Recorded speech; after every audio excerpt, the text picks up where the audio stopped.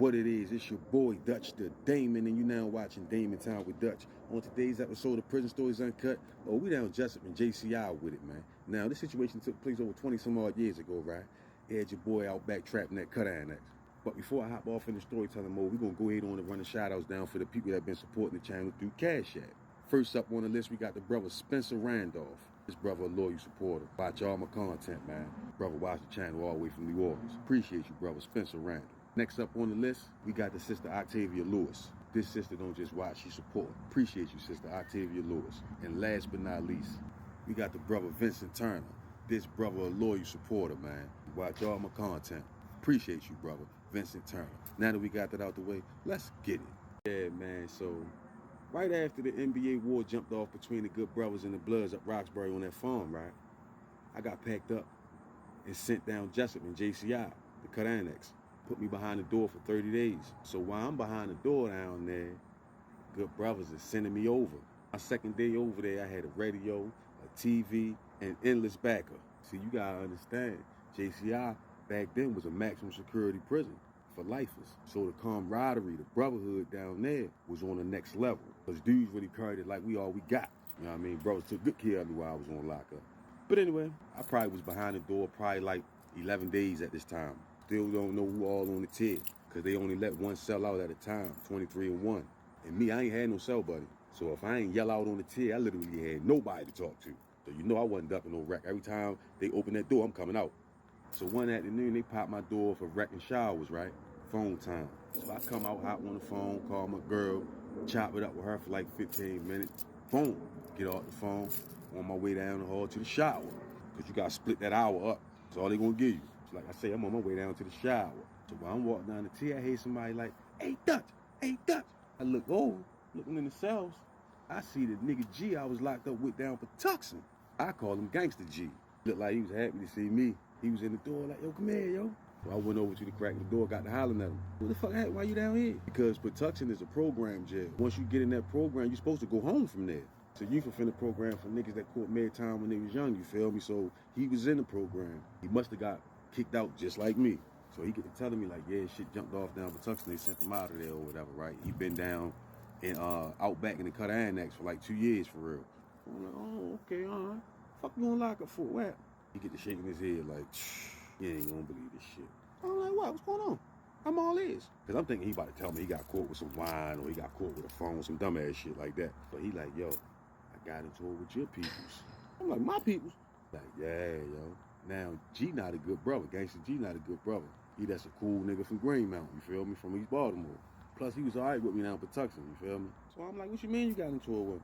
Cause G was just a funny nigga for real, play basketball, but he had 40 years. He was locked up for a body for real. For the most part, Slim just crack a lot of jokes and play basketball.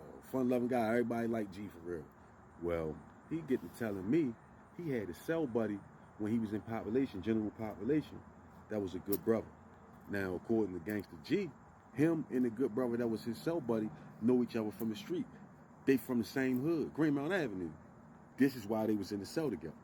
They own boys.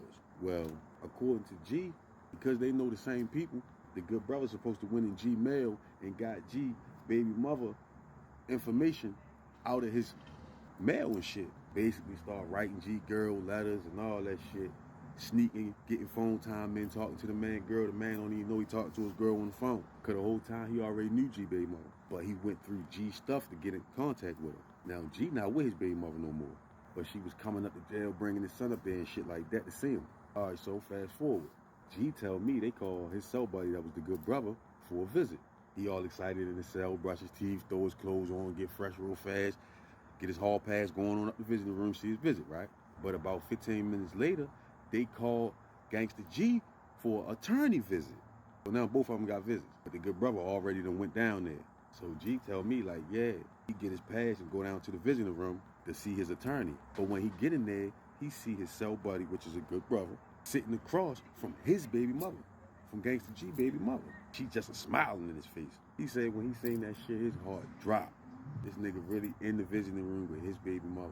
So he said when he seen it, he just turned his head and gave them the back of his head so they wouldn't recognize him and see who he was and shit. He just slipped down the booth down there and hollered at his attorney. But the whole time he tell me while he talking to his lawyer, he wasn't even paying attention to nothing the lawyer was saying. All he was thinking, like, I'm gonna kill this nigga.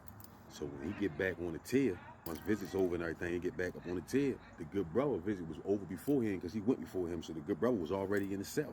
So G said when he finally got back to the cell, he come straight in there, put the towel up on the window. So the good brother in that bitch taking all his shit off, his visiting room clothes on, changing his clothes, getting ready to go out for day run. Now Gangsta G, real tall and lanky. Man probably was like 6'4". He was slim, but he had a little size to him. Big boy. G had the bottom bunk. G said he went in the cell and sat on his bed and slipped his hand up underneath the mattress when the good brother wasn't looking. Grabbed that blick. He sitting in the cell with the brother, laughing and joking, acting like everything normal.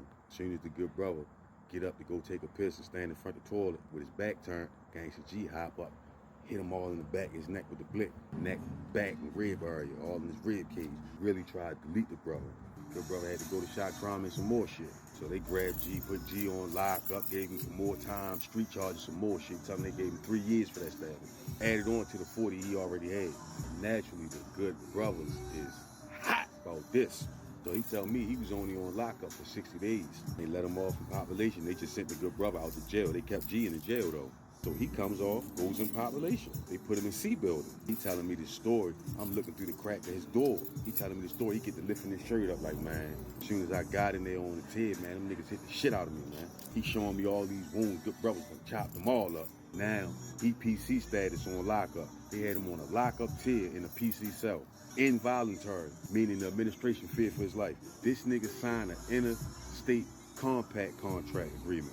See, in Maryland, you can sign an interstate contract agreement, right? And they will send you to another state to serve your time because it ain't safe for you in Maryland. Any jail, they would have let him off in population. He would have kept getting hit. Last time I heard, he was locked up in Tallahassee.